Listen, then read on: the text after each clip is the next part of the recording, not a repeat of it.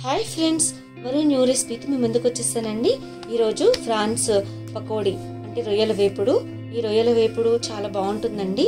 మా అక్క ఒక సిస్టర్ కజిన్ ఇట్లా టైగర్ ఫ్రాన్స్ని మాకు భీమవరం నుంచి తెప్పించారు, మాకు కొన్ని ఇచ్చారనమాట. ఏం చేయాలా అనుకొని నేను అనుకున్నాను. అయితే వీటిని నేను ఇట్లా పకోడీలా చేస్తే ఈవినింగ్ స్నాక్ లాగా ఉంటుంది కదా, స్టార్టర్లా ఉంటుందని ట్రై చేశానండి. చాలా బాగుందండి, చాలా టేస్టీగా ఉన్నాయి.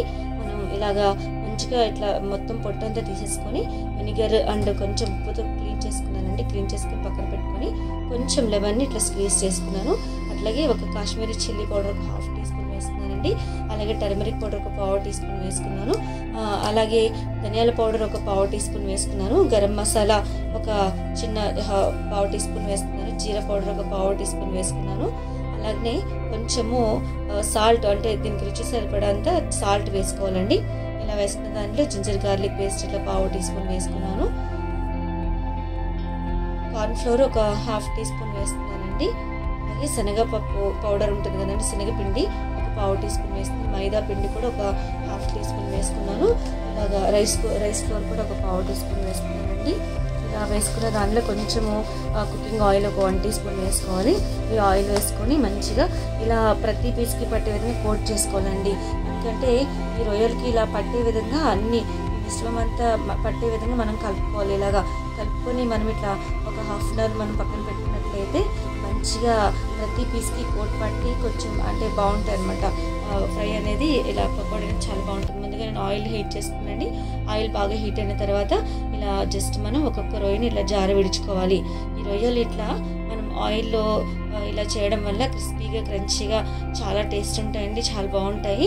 ఇలా మనం మీడియం ఫ్లేమ్లో పెట్టుకుని వేయించుకోవాలి. మనం ముందుగానే గరిటె పెట్టేసుకోవద్దండి. ఒక 2 మినిట్స్ అయిన తర్వాత మనం గరిటెని పెట్టుకోవాలి.